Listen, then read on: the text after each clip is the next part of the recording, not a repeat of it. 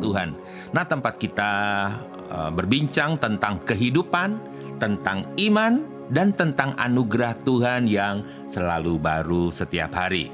Nah, hari ini kita akan sama-sama merenungkan hal-hal yang membangun iman kita, membuka wawasan, dan tentunya membuka ruang diskusi yang interaktif. Dan jangan lupa di acara ini Anda semua bisa terlibat karena suara Anda adalah bagian penting dari obrolan kita. Nah, untuk Anda yang baru bergabung program Obras, kepanjangan dari obrolan santai. Ya, kita santai saja ya. Wadah yang reflektif, edukatif, dan interaktif. Kita percaya bahwa iman bukan hanya untuk dibicarakan, direnungkan, tetapi iman itu harus dilakukan, dipraktekkan. Jadi pastikan Anda tetap bersama-sama dengan kami di sini ya.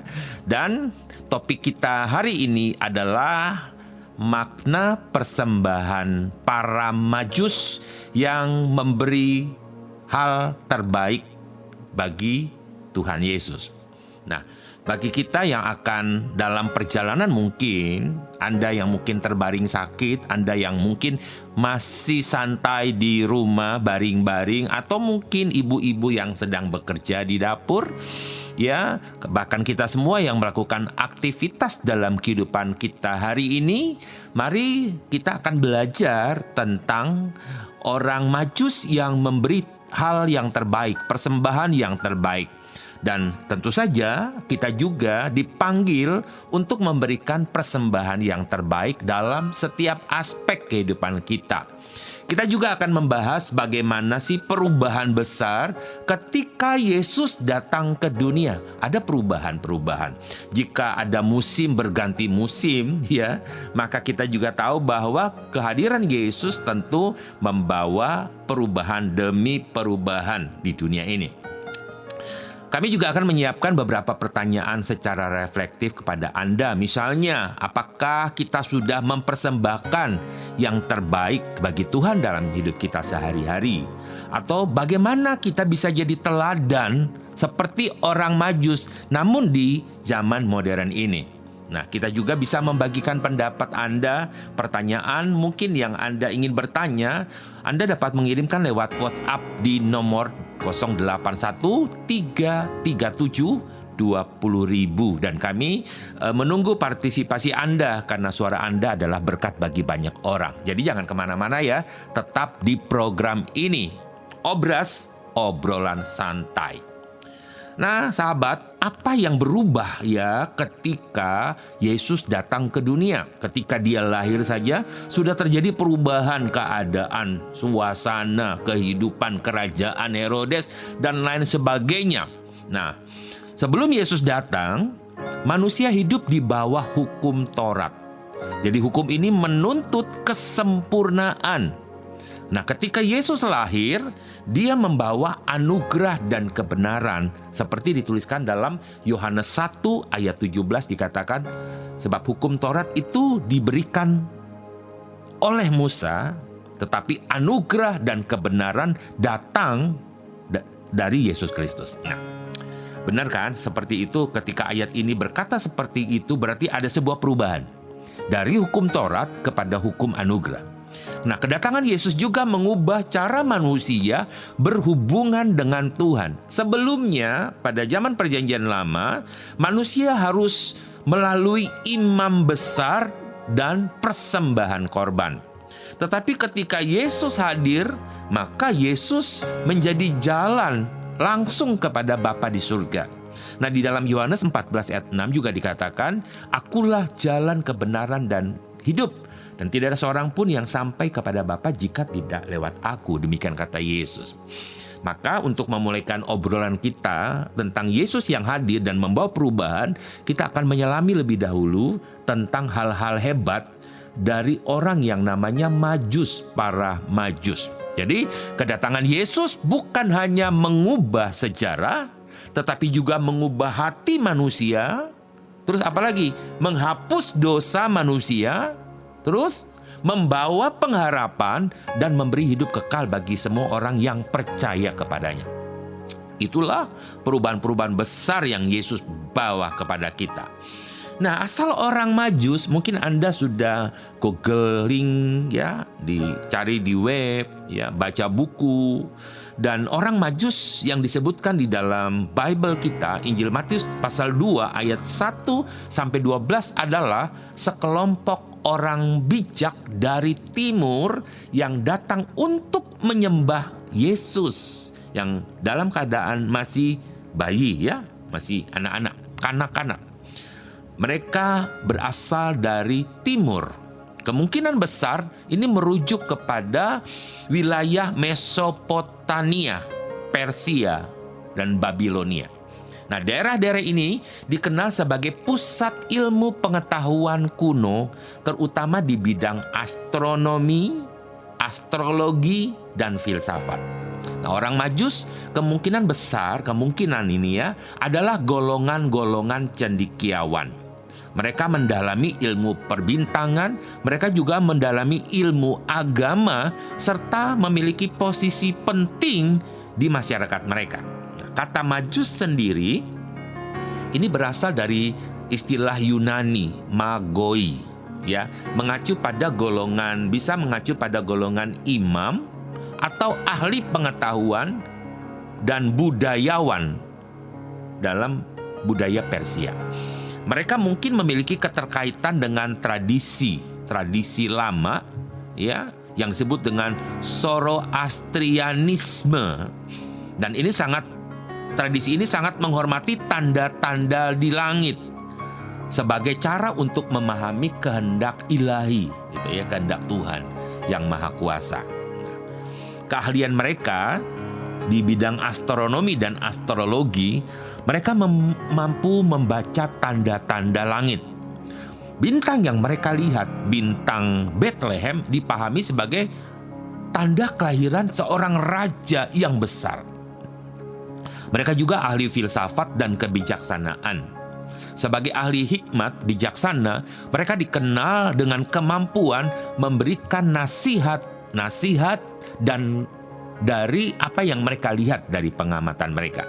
Secara teologi atau nubuat, mungkin mereka punya akses pada nubuatan kuno, ya, termasuk tulisan-tulisan yang dituliskan oleh Daniel, karena pernah menjadi pejabat penting di Babel. Tentang nubuatan Daniel berbicara tentang kedatangan Mesias. Kita dapat baca di dalam kitab Daniel pasal 9 ayat 24 sampai 27. Bagaimana dengan kekayaan orang Majus? Wah, ini dia ya. Tidak akan jadi lebih heboh jika tidak tahu kekayaan, gitu ya. Kita jadi kepo pengen tahu kekayaan orang Majus. Yang mereka bawa saja persembahannya itu 3 macam. Berarti kekayaan mereka itu wow, gitu ya. Sebab terlihat dari apa yang mereka bawa. Nah, yang pertama, emas. Emas adalah simbol kekayaan dan kekuasaan. Jadi emas itu selalu diberikan sebagai penghormatan kepada yang lebih besar, lebih tinggi tingkatannya. Dan ini mereka bawa kepada Yesus karena mereka menilai bahwa Yesus adalah raja yang lebih tinggi dari raja manapun juga. Yang kedua itu kemenyan. Nah, kemenyan ini mereka tahu penggunaan kemenyan karena seringkali dipergunakan di dalam ibadah-ibadah sebagai simbol kekudusan atau kesucian. Jadi kemenyan ini menggambarkan bahwa yang lahir ini adalah seorang yang ilahi, seperti Tuhan, sebagai imam besar, gitu ya. Nah, yang ketiga yang mereka bawa adalah mur. Mur ini biasa dipergunakan untuk pengurapan atau penguburan dalam sebuah kisah perjalanan hidup, bahkan pada keadaan kematian seseorang, penguburan. Jadi mur juga melambangkan penderitaan dan pengorbanan, dan itu dilakukan oleh Tuhan Yesus. Dari persembahan ini kita bisa tahu itulah status sosial. Bisa Anda nilai kira-kira mereka punya status sosial dengan memiliki kekayaan seperti apa. Karena orang yang memiliki kekayaan dan pengetahuan dalam status sosial itu sangat berpengaruh dan mampu. Itu sebabnya mereka mampu dalam perjalanan yang panjang membawa rombongan mereka dan membawa hadiah-hadiah yang berharga. Mari kita lihat perjalanan mereka menuju ke Bethlehem. Orang Majus ini menempuh perjalanan panjang berbahaya. Ya, diperkirakan ratusan bahkan ribuan kilometer. Mereka mengikuti bintang yang muncul di langit sebagai tanda kelahiran Raja orang Yahudi. Nah, ketika mereka tiba di Yerusalem, mereka bertanya kepada Raja Herodes, "Di manakah dia, Raja orang Yahudi yang baru dilahirkan?" Dalam Matius pasal 2 ayat yang kedua. Pertanyaan ini menggoncangkan Herodes yang khawatir akan ancaman terhadap kekuasaannya. Herodes meminta agar orang Majus itu juga ikut mencari anak itu dan melaporkan kepadanya dan datang kembali dan katakan di mana raja yang baru lahir itu ada, dan Herodes ingin menyembah juga. Namun setelah mereka ketemu Yesus, ya, para Majus diingatkan di dalam mimpi mereka agar tidak kembali kepada Herodes, karena Herodes berniat jahat untuk membunuh bayi itu. Dan mereka pun pulang ke negeri mereka melewati jalan lain.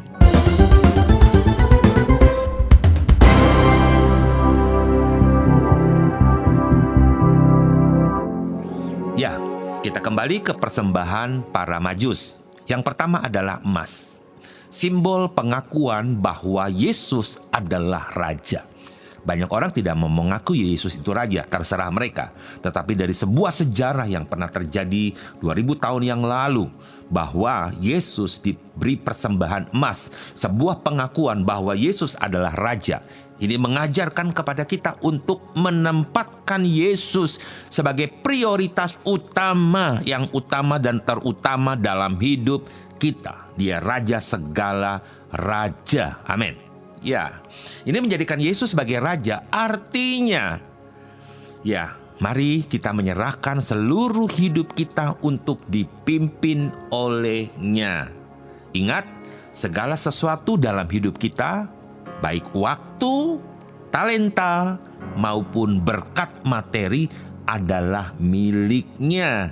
Kita bergantung sepenuhnya kepadanya. Ada sebuah quote inspiratif buat Anda hari ini. Ketika Yesus menjadi Raja dalam hidupmu, kekhawatiranmu akan menjadi percaya, dan perjuanganmu akan menjadi kemenangan. Jadi dari khawatir berubah punya iman percaya, ya, dan dari perjuanganmu berubah menjadi kemenangan. Coba kita refleksikan, apakah ada area hidup kita yang masih belum kita serahkan kepada Yesus sebagai Raja di atas segala raja? Jika ada, sekarang adalah waktu yang paling tepat untuk mempercayakan semuanya kepada Yesus. Nah, kemudian makna persembahan para Majus yang kedua, yaitu kemenyan. Kemenyan adalah simbol penyembahan. Jadi, para Majus mengakui bahwa Yesus adalah Tuhan yang layak disembah. Ini sangat-sangat relevan sekali untuk kita di masa sekarang. Bagaimana hubungan kita dengan Tuhan melalui doa, pujian, dan firman. Dalam pujian penyembahan kita adalah sebuah pengakuan kita bahwa Yesus adalah Tuhan yang layak disembah. Ya, ada lagu-lagu Natal yang sering kali kita dengar. Ya, mungkin saudara pun sedang menyetel dan mendengarkan lagu-lagu Natal dari Radio Suara Sangkakala 107,9 FM. Mungkin rumah Anda pun sudah didekor Natal. Ada hiasan Natal, pohon Natal, dan gereja Anda pun sudah menyiapkan dekorasi Natal, persiapan Natal. Tapi adakah penyembahan di dalam Natal ini atau tidak? Nah, saya setuju dengan apa yang dikatakan oleh banyak orang bahwa kemenyan adalah lambang penyembahan. Jadi, penyembahan bukan hanya ritual, tetapi penyembahan adalah hidup kita, gaya hidup kita, lifestyle kita. Bukankah Roma pasal 12 ayat 1 berkata bahwa kita ini mempersembahkan persembahan tubuh kita sebagai persembahan yang hidup, kudus, dan yang berkenan kepada Elohim kita. Ya, hidup kita jadi persembahan yang terbaik. Jadi penyembahan yang sejati dimulai ketika hati kita sepenuhnya tertuju kepada Sang Pencipta, Tuhan Raja di atas segala raja. Haleluya. Salah satu bentuk penyembahan kita dalam hidup kita di dalam kebenaran, dalam kasih, ya, adalah kebenaran, menyembah Dia dengan benar dalam roh dan kebenaran. Tuhan yang kita sembah adalah Tuhan yang hidup. Jadi maknanya adalah harus ada penyembahan dalam perayaan Natal dalam hidup kita. Dan yang terakhir adalah mur. Ini bukan mur baut, bukan ya. Tapi mur ini adalah sebuah ramuan yang akan diberikan kepada mereka yang sudah meninggal, yang menunjuk kepada sebuah penderitaan. Ya, jadi mur ini adalah sebuah persembahan yang melambangkan penderitaan dan pengorbanan Yesus. Jadi bukan kebetulan 3 persembahan para Majus ini diberikan kepada Yesus. Ya, ini mengingatkan kepada kita bahwa Yesus dalam hidupnya Dia menderita dan Dia berkorban menggantikan kita semua. Mengingatkan kepada kita orang percaya yang akan merayakan Natal. Seringkali kehidupan memang membutuhkan pengorbanan. Tetapi ingat, di dalam pengorbanan kita, dalam penderitaan kita, Tuhan kasih kita solusi dan kekuatan dan bisa melewatinya dengan anugerah demi anugerah. Nah, di dalam 2 Korintus pasal 4 ayat 17, jika saudara membacanya, saudara akan menemukan bahwa penderitaan kita itu ringan. Ya, karena dalam penderitaan itu justru akan mengerjakan kemuliaan kekal yang melebihi segala-galanya. Apa yang kita alami itu biasa, kata firman Tuhan. Jadi Yesus memberikan nyawanya untuk kita, untuk Anda dan saya, dan apa yang Anda bisa berikan kepada Tuhan.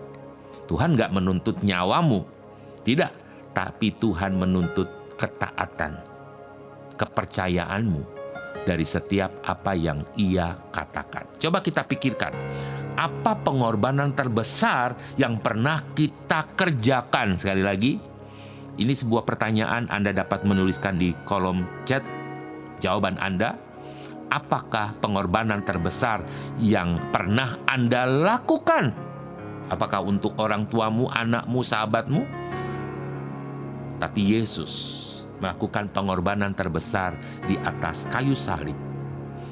Ya, mungkin kita berpikir kita sudah berkorban waktu, berkorban uang, berkorban tenaga, mengorbankan ketenangan, kenyamanan kita. Itu baik sekali. Tapi intinya kita tidak akan pernah bisa memberi seperti Yesus memberi. Itu sebabnya marilah kita mengucap syukur. Dari emas, kemenyan, dan mur, kita belajar bahwa hidup kita adalah persembahan yang sangat-sangat berharga untuk Tuhan. Kedatangan Yesus ke dunia mengubah segala-galanya. Dia membawa anugerah kasih karunia-Nya.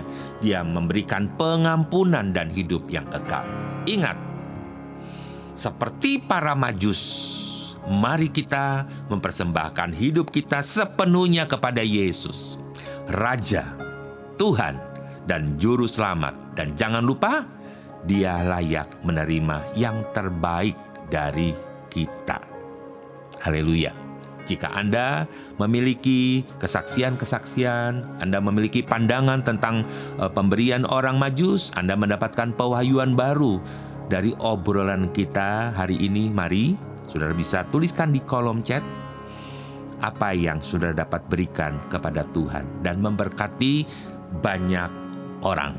Ya, terima kasih sudah mendengarkan obrolan santai di 107,9 FM. Sampai jumpa di episode selanjutnya. Tetap semangat, teruslah memuliakan Tuhan. Tuhan Yesus memberkati. Amin.